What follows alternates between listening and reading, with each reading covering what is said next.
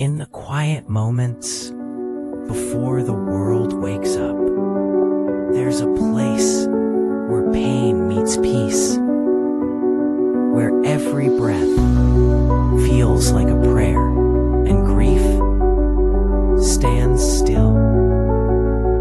We carry the weight of what was and search for meaning in the smallest things. And sometimes all it takes is one moment to remind us we're still here, still healing.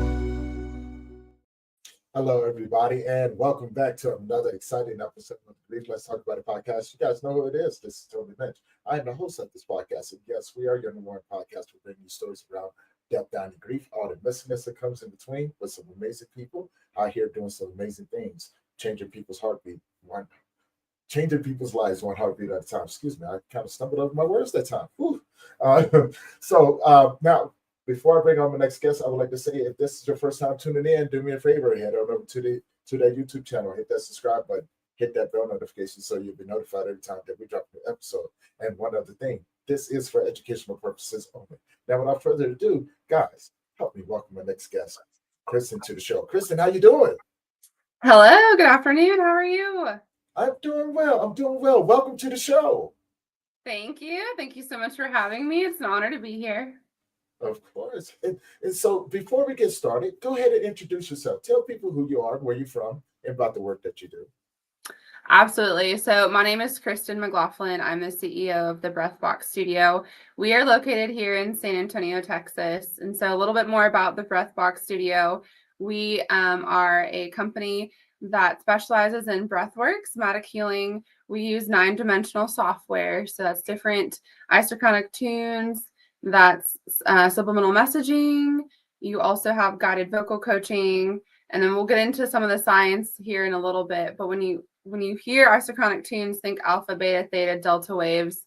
But it's not just for healing, it's for performance, it's for stress, for anxiety. And so I'm the CEO of that company, and I wear many hats, but that's what I do full time. Wow. Thank you for sharing that. Now, can we talk a little bit more about, well, I guess my first question would be, when you have clients that come to you, what is the sort of experience that they can expect from your company? Absolutely. So I built this company on intentionality and authenticity, and everyone that comes in starts with a consultation. So we all have different stories, right? We're all human. Everyone comes in different capacities and their goals and what they need and what they're looking for. So it starts with a conversation. Like I said, everyone has a story, and that's something that I say often, and my coworkers hear me say that, but we're all unique.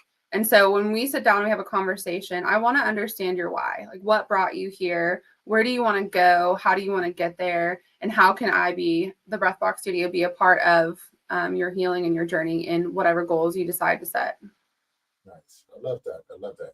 Now let's talk a little bit more about your journey into from before leading up to how did you get into this work? So my journey started, actually, I always go back to college. So I wanted to be a nurse in the Army.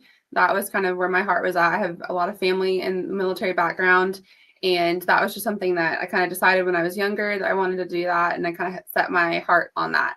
So I graduated high school and started college, and I got into ROTC. And so I thought that my path was kind of set in that capacity. An injury and sickness actually sent me home. And so that was where my journey kind of ended with the military desire, and shifted gears a little bit, went through school, graduated with an undergrad in kinesiology. That kind of gave me an opportunity to go back to nursing school if I wanted to. But one thing led to another, and I actually ended up taking a year off after graduation, and I traveled to 11 different countries doing various mission work. And that during that time is really where I kind of learned my purpose. It wasn't necessarily healing, the physical body, but I felt more called to heal the heart and sit with people and hold space for their emotions. And I learned a lot about myself too. I remember specifically when I was in Africa, just having a moment where, you know, I had expectations to do one thing that year, and the Lord shifted. You know, he showed up in big ways and brought a huge community around me, and just had a different plan for me that year than I had for myself. And so that year was a year full of growth, and led me to coming back home. I got a job in the nonprofit world. And they always say, if you find something that you love, it's not called your job or something like that. And I realized that nonprofit and child welfare and foster care and things like that, that was more my passion. And so I did that for quite a while, and I earned my license in childcare administration. And it just became more about advocating for others and these kids and everyone that came in. Of course, they had, you know, paperwork that came with them, but I was huge on letting them tell us their story. You know, it's not a matter of what's on their paperwork. It's a matter of who they are as individuals, as kiddos. And so that led me to doing more work in the community. And one specific kiddo, and I hope one day he can hear these, his words of telling me you should just become a therapist yourself led me to 4 years of school. So I recently graduated with my degree in clinical mental health counseling, and just really set on a path to bring healing and a space for people, regardless of their story, to come and be. So it's a long-winded answer to how we got into. No, I love it. I love it because, you know, now I have a more in-depth understanding of that journey of Kristen becoming who she is today, and the amazing work that you do, right? Because Thank you. I tell people this all the time. You have to have a strong why. I tell people, you know, whenever you start something, make sure you start it with the best intentions and, you know, in mind. So Because good. if not, True. it's definitely could be a definite journey. But I love the way that you talked about how God moved you around, right? I thought that was fascinating because I definitely understand that. You know, you start off over here and all of a sudden you're way over here going, Yes. that's not how this was supposed to go. I think I do that a lot. So now, are you still working with the children? So I switched gears after going to school and getting involved in the community. I actually joined a treatment center, and so I did a lot of work with them for a little while, and then took a break to focus on school in the last about year and a half or so. Okay. And now, I guess my next question would be, what are some of the challenges, especially having a degree now in mental health, right? You get to see some of the stuff that people don't talk about, right? That you and I maybe see on a regular basis that most people would just be like, oh, this person's crazy or something like that. Right? Have you seen an uptick over the last couple of years with people finally coming out and being honest about their mental health disabilities? Say so. And I say that because it's not become such a stigma anymore. It's a lot more talked about. You see it on social media, you hear more about it. It's a lot more public and more known. And so something that kind of used to be, oh, I have this diagnosis or I have that diagnosis, and everyone's response was, oh, you carry a diagnosis. I mean, it's the same thing of like, the more you see something, the more familiar it becomes to you. So it's not necessarily, well, my diagnosis is worse than yours or vice versa. It's, hey, that we're human. We've struggled with something, and now I can name it, name my emotion, name how I'm feeling, and not feel so alone in that. Yeah. Well, as you were saying, I started thinking to myself, it's almost like people are becoming more conscious about what's going on with them by them being around other people. And you said something, which I think that is the starting point, where someone goes, I have a diagnosis. Now you've been around this person forever, but you always thought everything was normal. But now when this person says this, you begin to do a reflection of Absolutely. oneself and go, maybe I should go find out. You know, it's I have a really good friend, and for the longest time, before autism was a thing, or you actually thought autism was something different than what it was. Mm-hmm. I used to always tell him, man, something's wrong with you. Something's wrong with you. 40 some years of age, he get diagnosed with borderline autism. And I said, man, is it because we have so much more awareness in the world today? People are really starting to pay attention and acknowledge that, that these things are going on, and Mm-hmm. that people are having these type of struggles. And what does the future look like for us? That's a heavy question. What does the future look like for us? When you mention an autism diagnosis, that used to be, such a diagnosis that people really didn't know how to respond to. And Mhm. what's interesting to me is, well, what makes them different? They may have a diagnosis attached to the way that they feel or the way that they think or the way they behave, but personally, there's a whole book of diagnoses out there, and it's like, okay, well, do I match 5 of the 6 markers or 8 of the 10 markers or 3 of them? And oftentimes I'll challenge people, well, just because you meet some of those things doesn't necessarily match the diagnosis. And I say that because, again, we're all different. We all have lived different lives, and our history and our past play a huge part into who we are today. Yeah. And also, I want to add this to it because most people will look at the stigma attached to autism, but not Mm-hmm. look at the gift that autism can bring to to the individual. And what I mean by that, so I've met a few people along the way Mm-hmm. who are very autistic, but very, very intelligent, right? And Mm-hmm. so in a specific area that will blow your mind the way that they spoke about it. And it also reminds me, before you go to judge somebody, attach a stigma to it. There's a young pianist, Mm-hmm. um, and he learned how to play the piano um, through watching the words, right? The watching the music notes in his head, and he said it made sense to him. And so I was watching him one night. I want to get your thoughts on this. I was watching him one night, and they began to play Beethoven, Mm-hmm. and they asked him what he thought about it. He goes, "It's just a blues." So he took Beethoven and converted it into blues in a matter of seconds. And, and so my question would be, along with getting your opinions on that, how can we do more, right? To bring those awareness, to make sure that people understand that although this is a diagnosis, it doesn't define Mm-hmm. them, right? Mm-hmm. And also begin to treat them with a lot more respect.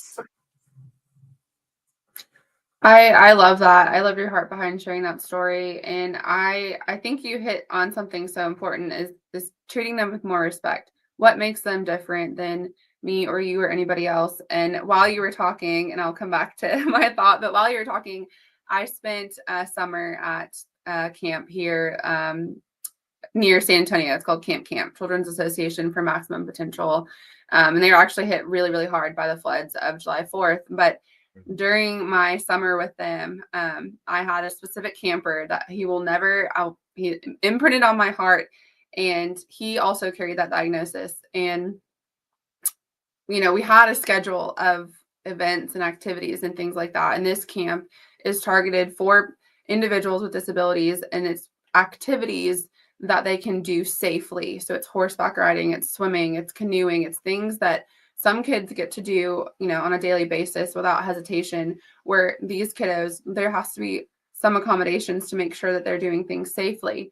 And I remember he didn't like to do horseback riding and he didn't like to do the canoeing, but there was a talking fish on his cabin, and he would go push the button at least like 10 times a day, and it would sit there and sing and talk to him. And he was just so enamored by this fish.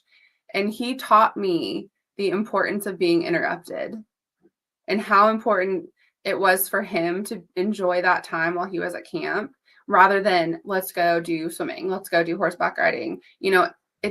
It humbled myself, honestly, and reminded me, hey, this is his time. This is not your time as a counselor. This is not your time to stick to a schedule. This is his time immersed in his environment where he gets to choose and he gets to be in control. And I think oftentimes we're so caught up in control in our schedule and we have to get to the next thing, the next person, where we just forget to be present where we're at, and we personally forget what's important to us. We don't often stay grounded and present in the moment because our minds are so stuck on the next thing, the next person, the next appointment, the next meeting. Yeah. And that's the very definition of holding space with someone, right? Mm-hmm. And I love that you said that, because part of the education that I think that we need to expand on is knowing how to visit with people in their space while they're enjoying that moment, to not take away from it, but to experience life for once in that moment through their eyes, right? Mm-hmm. To be there in the present and just go, wow, this is beautiful, right? And as we got older, especially now that I do grief work, Mm-hmm. it's almost, people are still working on it, but I think we got to do a lot more work in order to understand what that truly means to be in that space with that individual, and actually adding some more educational pieces to some of Mm-hmm. the training that we have, and things like that. Now, let me ask you, I want to ask this: with the mental health epidemic that we Mm-hmm. have going on in the world today, what are some of the challenges that we are looking towards as we begin to move and open up the doors for more support, for more diversity inside of this field? You talked about it earlier, and I think just having, podcasts and talking about it brings that awareness. There's a lot of niche diagnoses that may not have treatment centers, they may not have support groups, they may not have resources. And I think that's one of the biggest things when it comes to the Breathbox Studio is we want to be a resource, regardless of who you are, where you're at, what you're going through. And right now it's just no one really knows about us. So that's one of the biggest things that I've experienced, especially working in the child welfare, I would get kids with multiple diagnoses, and it's like, okay, well, have we checked in with them? Are these correct? Are they updated? Are you still experiencing those symptoms?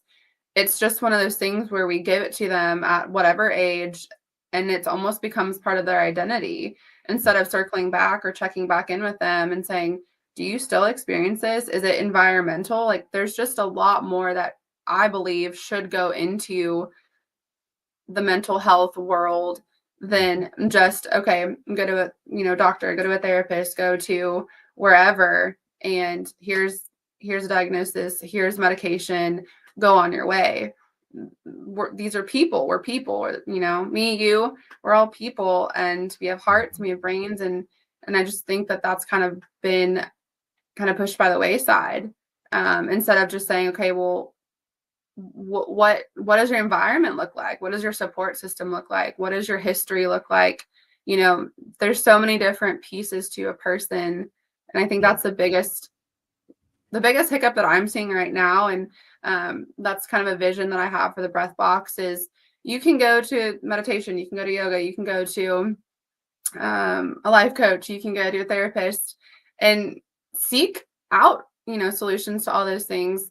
But at the Breathbox Studio, we just want to come and we want to teach you with your own breath the power of your breath and healing. And it's not just for healing, it's not just for trauma, it's for performance, it's for stress, it's for burnout, compassion, fatigue. That's the beauty of it. There's not really targeted towards any specific population. It can be for anyone. Yeah. Well, breath is life, right? Mm-hmm. And I love the fact that you brought that up, because I want to dive deeper into breath work, right? Let's talk about breath work, the importance and the benefits of understanding how to properly breathe, in and out. Because most of us, we're taught from a very early, just breathe, and once in a while when you're out of breath, they're like, breathe from your stomach, but they never tell you that all the time, Mm-hmm. And being a student of this thing, I love the fact of how everything kind of really intertwines, how everything opens up once you learn how to regulate those things, right? And that cycles through everything from your nervous system down to your muscles, down to the very fiber of your skin. So let's talk about breath work. and let's talk about the benefits of understanding how to properly breathe. Where do you want to start? I'm gonna let you start. Hey, I'm with you today. So there are lots of different types of breathing in the sessions that are offered at the Breathbox Studio. However, the basic foundational breath work that many of us are taught is the 4 square breathing. So that's in for 4, holding for 4, and breathing out for 4. That's foundational because it's just something that you can do really at any part of your day, and regardless of the environment that you're in. I think, don't quote me on this, but we breathe like approximately 17,000 times a day. And we typically breathe from just our lungs and not like deep belly breathing. And so that essentially does not give enough kind of, I guess, like oomph to our bodies to be able to get that breath to our brain. So our oxygenation level is a lot lower. But when we take those deep belly breaths, and I'm putting my hand, I'm like doing it as I'm talking. If you put your hand on your like stomach and you breathe deep enough, you'll push your hand out, and that's when you know that you get a really deep breath. And you want to get as much oxygen to your brain as you possibly can, and that's how you get your subconscious to be more conscious. I love that. Now, how do you take someone who have been air deprived and get them begin to open up those airways? And what I mean by that, because you may run across somebody who's been a smoker their whole entire life, or someone who just came off a bad bout of the flu or something like that. Their lungs are pretty messed up, right? So it's really, their airways are pretty restricted. Is there a process that you go through to help them open up that way, open up those airways so they can properly bring in the necessary air? Breath. So when I run into that, so think about when you go to the gym, right? The first time that you go, you're probably like, okay, what machine do I pick? How do I do this? What does this look like? You look at the little, the little thing on the machine that tells you what to do. So you have to start somewhere. So when it comes to breathing, right? Like that's already innate. That's already part of who we are as a person. So if someone is experiencing that, you just have to start. You have to take initiative. You have to make the choice. And it's like muscle memory, it's like almost like riding a bike, or when you get to go to the gym multiple times, you understand that movement better. So you just start breathing. You just start slow, and practice makes perfect. Progress, not perfection. But you have to just make the decision to start. I love that. Now, let's talk about the energies that come along with that. The heart, opening up the heart, the lungs, all of those different things. Let's tell us a little bit more about what that entails and what that looks like once those things begin to open up. Because I'm always looking at ways of trying to help people heal, right? From these different things. We'll talk a little bit more about that as well. But let's talk about the energies that it releases and what it does for the body. So, I mean, when you think about bringing more oxygen to your brain, I mean, really, so this morning I was having a conversation with someone, and we talked about the subconscious and our conscious. And yesterday I had someone ask me a question, like, how do you make that change? And you think about when you're sleeping, right? Like you don't get as much oxygen to the brain because you're sleeping. So that first hour when you wake up, that's your like prime time to do those deep breaths, do the 30 exaggerated breaths, start your routine. When I say like breath is a choice and it's like muscle memory and things like that, you have to be intentional with that, just like you want to be interruptible, like we talked about earlier. And so you really make that choice in the morning, and you control, okay, am I going to have another sluggish kind of blah day? Or am I going to make a choice and say, no, I'm going to start with my 30 exaggerated breaths. I'm going to start with the things that are going to make my energy better and change my trajectory for things. And again, it goes back to choice. So when you're doing that and you're bringing more oxygen, your whole body lights up. It's almost like you put a new light bulb in a light and you turn it on. You're like, whoa, that's super bright. That's what you're feeling throughout all of your body because you're getting the oxygen where it needs to be. Okay. And what sort of results do you see with people once they begin to practice this? Is there, because I've seen several changes and things like that, but in people's demeanor, just the way they interact in life now in general, Mm-hmm. and watching them take their time to go, like they become a lot more consciously aware of Mm-hmm. when these things are starting to come about, right? So what are some of the things that Absolutely. you've seen? Yeah. So when you think about breathing, you think about your nervous system, and you think about, okay, I want to regulate that. I don't want to live in a fight or flight space for the rest of my life. You think about, I use an example often. I've had a client and he was incredibly angry, and he was looking for another tool to help him not be so angry. And I tell this story because he was like, okay, am I doing the breath work right? Am I doing it deep enough? Things like that. Everyone starts out just as they are. And that's the part of the coaching. That's part of the teaching and leaning into it. And I always say, the more that you press the gas, the better results you're going to get. Sometimes you might have to press the brakes a little bit. That's okay. That's why it's so individualized. But what it comes down to is he was looking for like that 1 second. And I say the 1 second, like he would get upset and he would respond, he would react. And so he was looking for a space and a tool where he could take a step back and not react so quickly. So that's an example of something that I've seen from a client. That I've had someone else, they have intake a lot of caffeine, and they knew that that was something that just wasn't beneficial for them, and they were tired of the afternoon energy drinks and the coffees and all the things. And so breath work brought just a lot more energy. So at 3 o'clock, they weren't tired. They could just do some breath work, and it would, their day would continue as normal.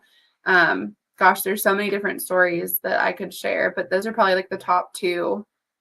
Just the afternoon slump and feeling more energized, the desire to exercise more, and then getting that 1 second. He did respond in something, and he was able to delete the message, and he kind of got that back. And so that changed what happened in whatever was on the other side, or who was on the other side of that text message. He was able to completely, negate that situation altogether because he did breath work. I love that. Now let's talk about the science behind it. Yes. Yeah, let's talk about the science behind it. Break this down for us. Yes, I have help my us understand in front of me. Most definitely. Yeah, I'm For excited. sure. All right, so so each journey that we have is intentionally created and crafted for obviously each client that we have. And so when you think about an hour and a half session, give or take, so most of the sessions are over an hour. We do have some that are shorter, but each of the frequencies match something specific, and they have a purpose. So for example, you see me looking down, it's my notes in front of me.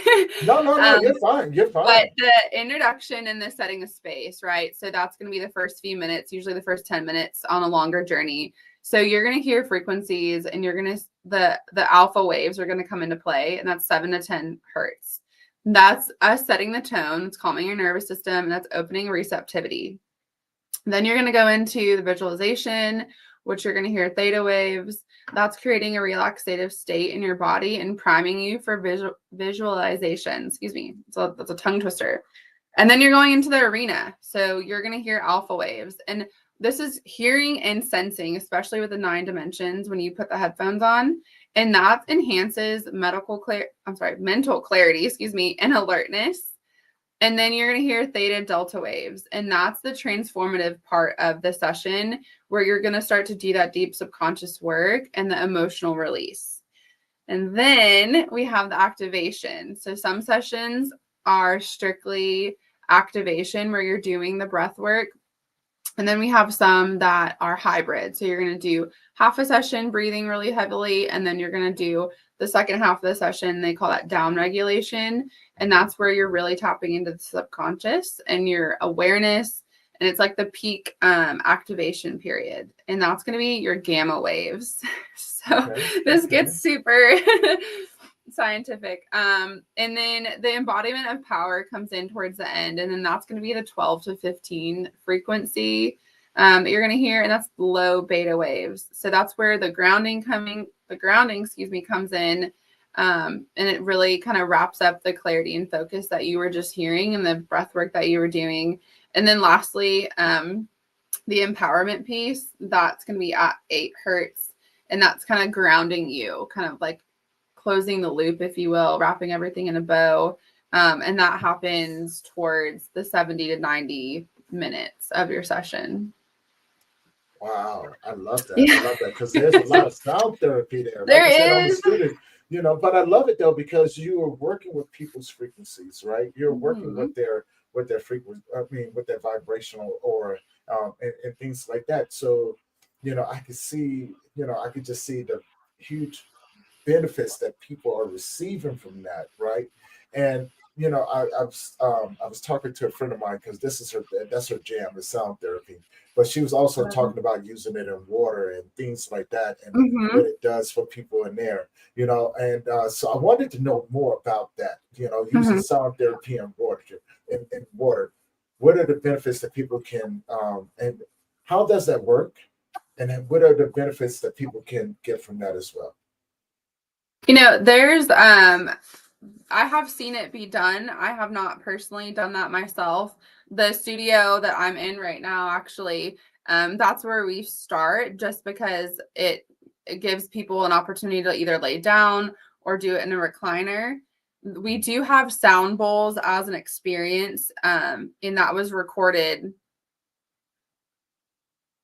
Let's see, I'm not entirely sure. Don't quote me on that, where it was recorded. I need to double check first.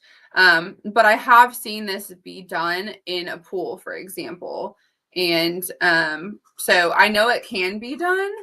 I just haven't personally experienced that. So I'm not really sure how to speak into that in this moment. Okay. No, no worries. No worries. I was just always curious about it. And I want to talk about the origins of Hmm.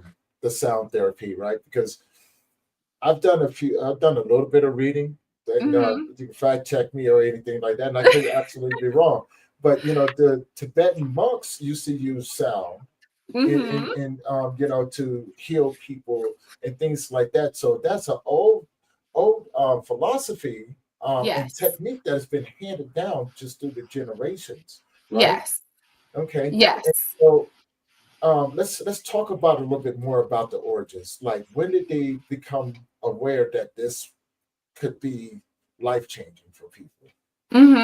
So the breath work itself, I mean, it's been around for ages. It's a holistic way of healing.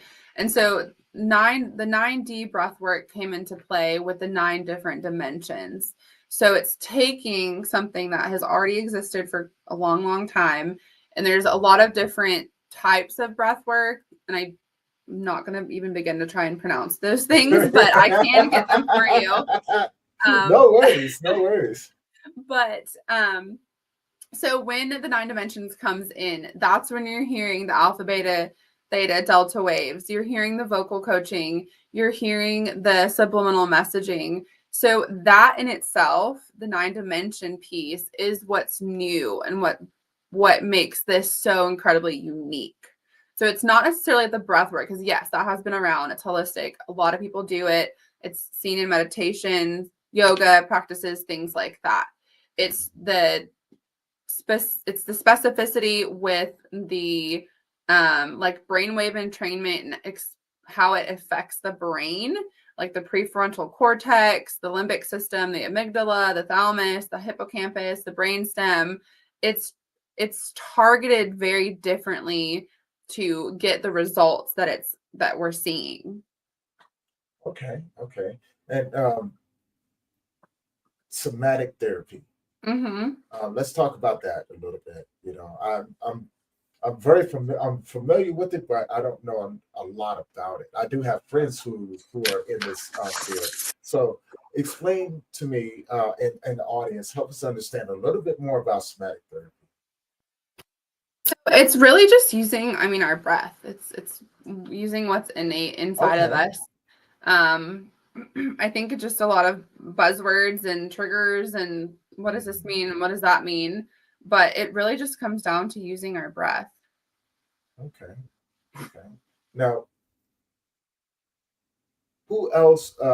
Like, who's your ideal clients? Because the reason being, I see the benefits as you spoke about before. People who Hmm. are grieving, who people who are dealing with PTSD, Hmm. and a lot of various other things like depression, anxiety, and things like that.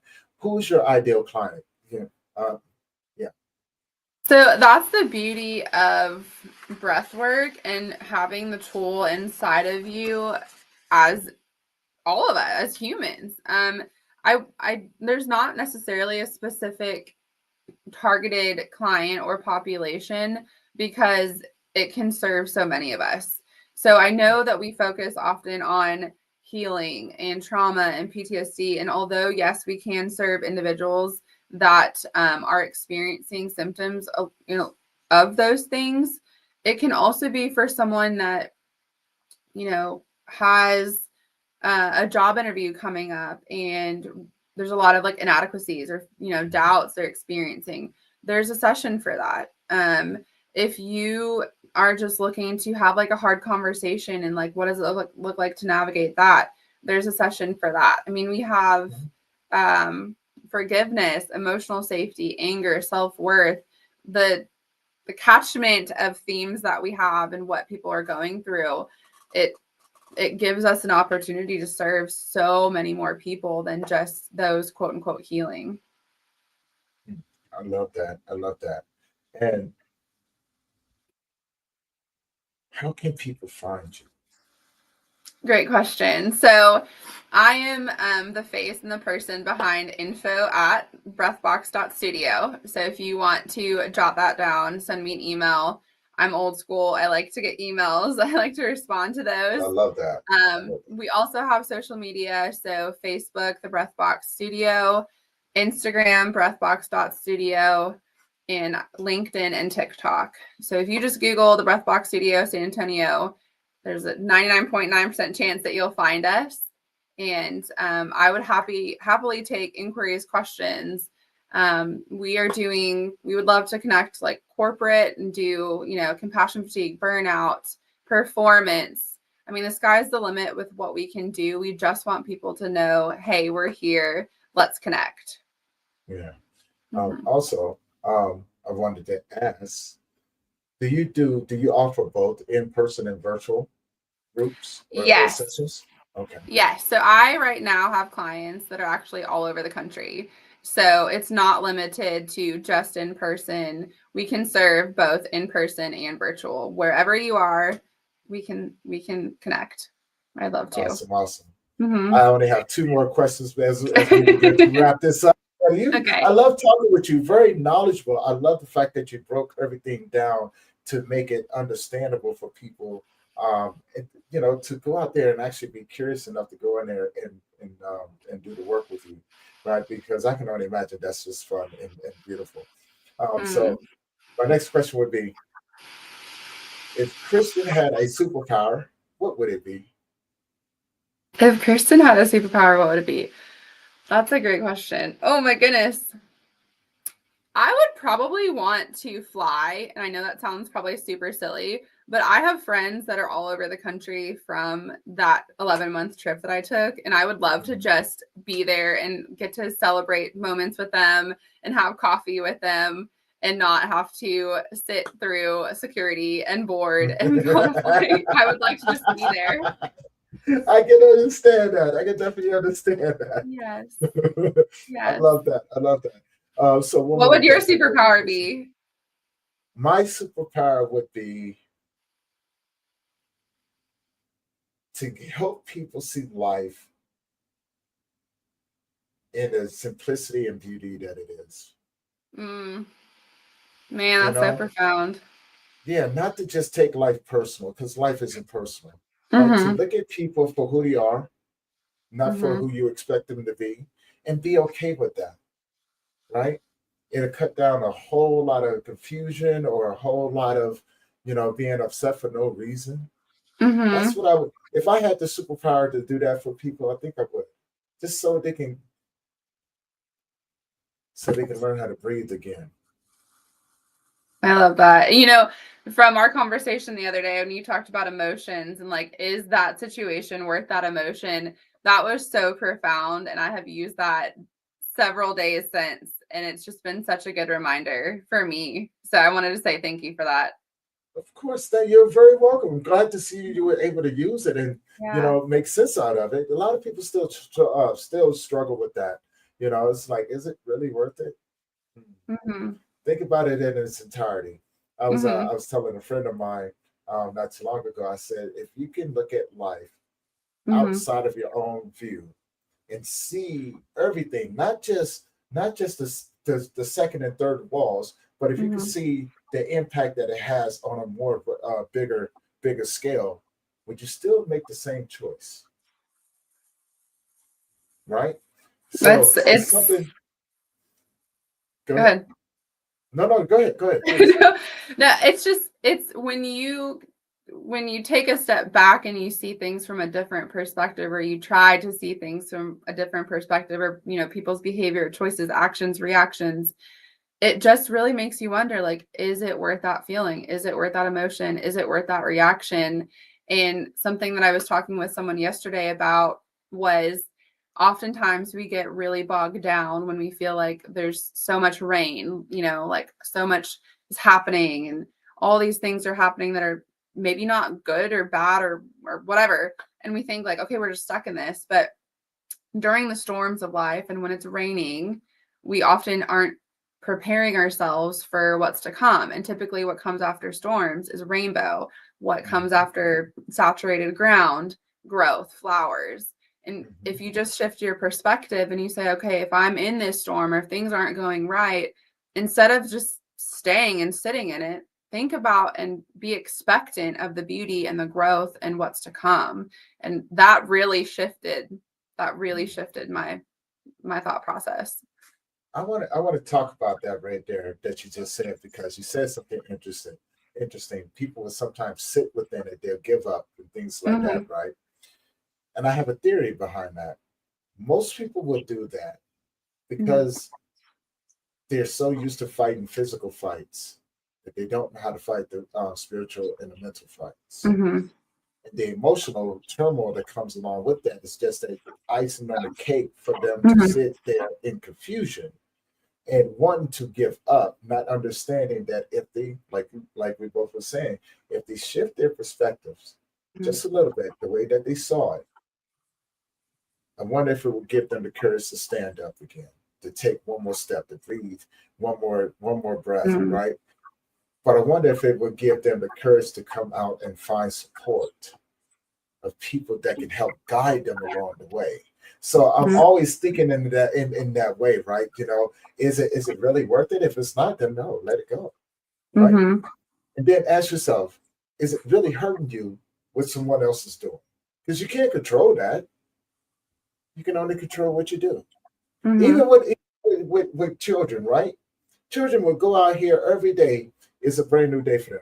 We as adults, we see life through one, like, you better stop. You guys, darn it, put down the donut. And, we're constantly on them. Now let's slow it down a little bit, because only thing they're doing is mirroring the same things that you did. And the words Mm-hmm. that you're speaking are the same words that were spoke to you. Exactly. We refuse to see life in a different light, and um, refuse to enjoy it because we add on to the stress of Mm-hmm. the uncertainty that comes along with that, right? So a Right. lot of things to unpack there. A lot of things to unpack So there. many You got things. any words Yes. on that? You got any words on that before we wrap it up? It goes back to choice, and when I say choice, it goes back to like breath work. When you want to make, a choice to make change, and yes, we need courage, and yes, we want to empower that to make change and growth, but it comes back to choice. You have to be intentional with what you're doing, how you're feeling, why you feel that way, the people that you're being, or excuse me, the people that you're surrounding yourself with, because it's all connected. It really, Yeah. truly is all connected. But Yes. yes, have the courage, show up, do the hard thing, take the breaths. We're all in it together. We're all in this together. Mm-hmm. So one other thing, what do you got coming up? what's coming up for the breath box that people should be aware of? I am working on a new session, and I actually posted this on social media, so everyone can chime in. I would greatly appreciate that. But something personal for me is I want to create an empowerment, strength, worth journey targeted towards women. Society tells us a lot about who we should be, what we should look like, how we should act, how we should dress. And personally, I've fallen into a lot of the, well, I want to look like this, or I want to look like that, or I should work out more, or I should drink this green tea, or what have you.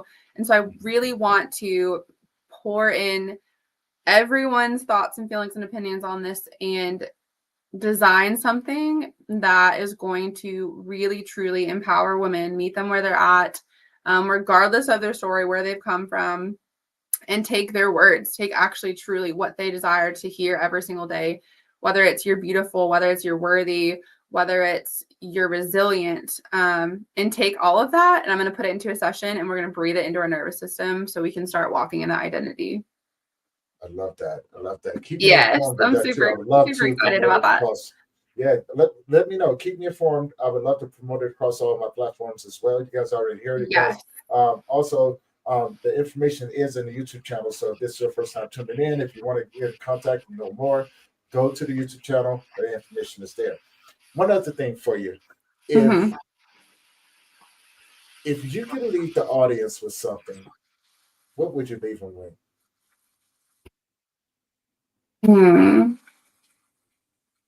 It's never too late to start showing up for yourself. It's never too late to start showing up for yourself. I love that. There's another rendition of that. And it says, love yourself, or no, treat yourself as if you're somebody worth loving. I love that because the similarities and how it interlocks with one another. People can go either which way with that, but it's all love. It's all love. I love it. And with that being said, is there anything else that you want to inform the audience that you have going on or anything like that? There's all kinds of stuff that are upcoming. And honestly, I just want to connect with you. I want to hear your story. I want to know what's going on, how we can help in your journey, whatever that looks like. So feel free to follow us on social media, comment, send a message.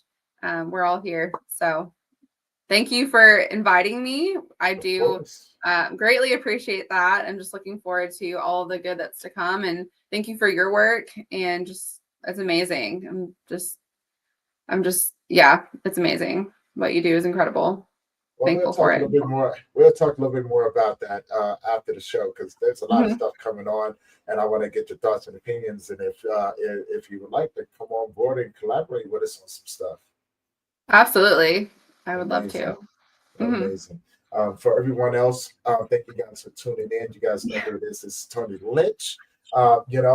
Kristen's information about the breath box is in the YouTube channel, so go there and check it out.